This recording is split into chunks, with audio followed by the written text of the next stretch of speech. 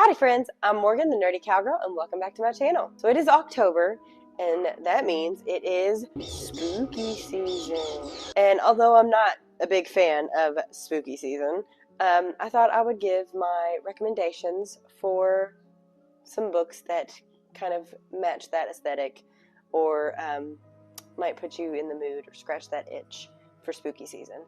Now, I honestly have not read very many books that I think would fit in this video. So I've got 3 series and 2 books that I think will scratch your spooky season itch. My first recommendation is the From Blood and Ash series by Jennifer L. Armentrout.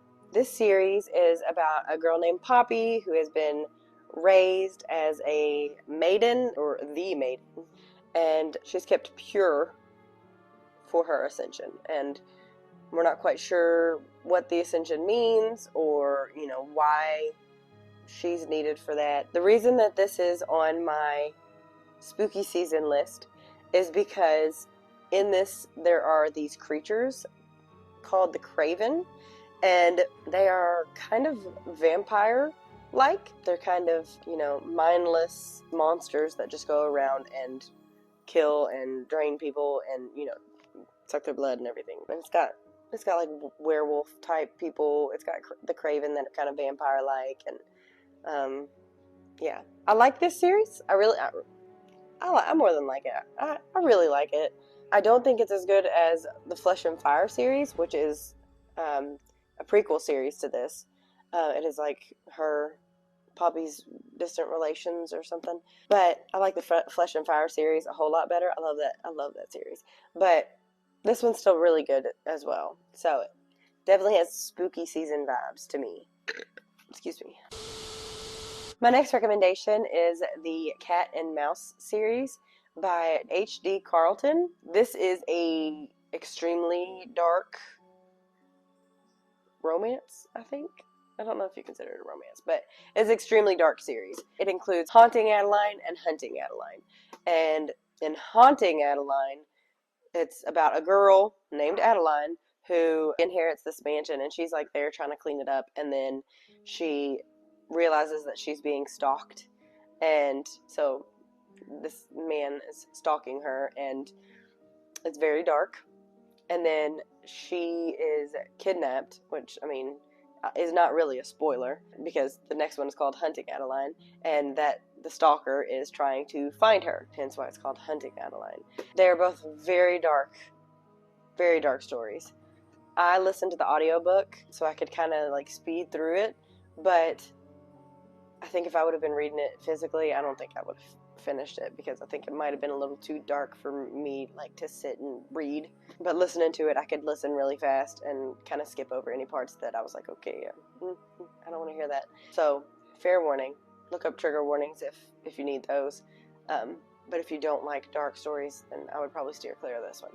But it's spooky vibes that I've read, so take with that what you will. Alright, and my next pick for spooky season is The Picture of Dorian Gray by Oscar Wilde. So this story is about a man named Dorian Gray, and he befriends these 2 men, and one of them is a kind, gentle artist who draws his portrait one day. And the other man is kind of a nihilist and I don't know if you would say atheist, but he's just kind of like, it's whatever, just have fun, He's vain, he's hedonistic, there you go, hedonistic.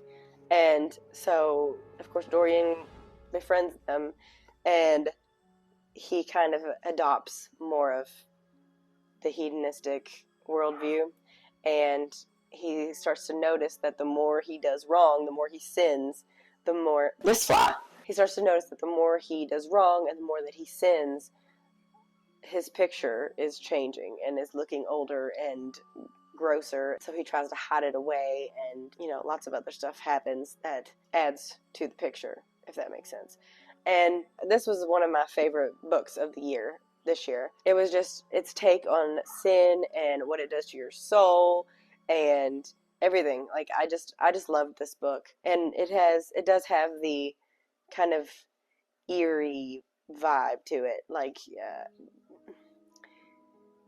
because he's constantly worried about somebody finding that portrait, and so it becomes, he like spirals and kind of goes crazy thinking about this portrait and making sure that no one sees it and no one sees the portrayal of his soul, and realizes just how ugly his soul is. And it was just, I loved it. I loved this book. Definitely read this if you've never read it. It's a classic for a reason. Alright, so my next recommendation for a spooky season read would be the Shepherd King series, One Dark Window and Two Twisted Crowns by Rachel Gillig. These stories, I gave the second one 5 stars. I absolutely loved this one. This one I think I gave like 4.5. I love this one too because it really set the stage for number 2. But I liked the romance better in the second one. These stories are about a girl named Elspeth and a group of friends that she finds, and they live in a world, or in a kingdom, that is shrouded in mist. And I don't know if where you guys are, if y'all get the fog and stuff that we get around here in Kentucky in the fall and winter. It gets kind of dangerous sometimes. But the kingdom is shrouded in mist and surrounded by a forest, and the mist is magical, and if they go into the mist, they get taken to the spirit of the wood, unless they have a trinket that has been blessed and will protect them from the spirit of the wood. It's just really cool. It's a really unique magic system. The magic is all in a deck of cards, and it's not like tarot cards. They each have some type of magic to them, and they also have some kind of consequence for using them. Like one of them is, I can't remember what it is, but one of them is like a beauty card, and when you tap it, you become beautiful on the outside, but you become ugly on the inside, and you kind of lose your personality and stuff. And it's beautiful. It's a beautiful gothic feel to it, and whimsical maybe, and dark, and is a really good series. Highly recommend. My last recommendation for a spooky season read would be Dr. Jekyll and Mr. Hyde by Robert Louis Stevenson. It's a short read. It's a quick read, but it's a really good book. This, again, is another one that was one of my favorites of the year, this year. And I read it right before reading Dorian Gray, and I 100% recommend reading them back to back or together, because both their takes on sin and your soul and things like that, it's just, I really enjoyed it, and I really enjoyed both of them. Again, creepy vibe. It just feels dark. You're in, like, I think it's in London.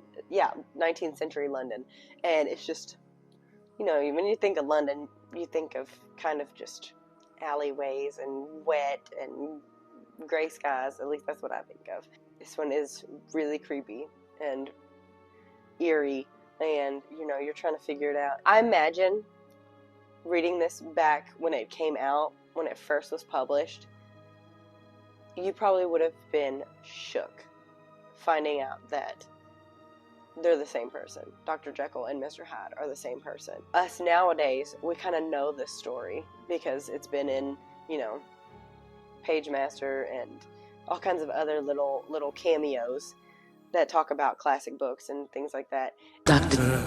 Jekyll? Name is Mr. Hyde! So we kind of know it, but still, it still was like, the reveal and stuff was really good.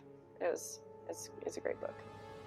Again, a classic for a reason. So that is all of my spooky season recommendations. I think one of my next videos coming up is going to be reading books out of my comfort zone. I'm finishing reading my husband picks my TBR. I'm finishing that, and that video will be up soon. But I think after that, I want to do reading out of my comfort zone. And I think I've got a horror book picked out of my comfort zone, and what else? A thriller and a dark academia. I think I'm gonna try and find some spooky books to read out of my comfort zone. So be looking forward to that video, and be looking out for my husband picks my TBR. He picked some really good books and some not so good books. So I am still finishing those, and then I will be posting that video here soon. So like this video if you liked it. Comment down below any spooky season books that you recommend, any books you think are out of my comfort zone that you like, that you would like me to maybe read for my out of comfort zone reads. Subscribe if you'd like to see more content from me. And until then, God bless you. Happy trails. Bye.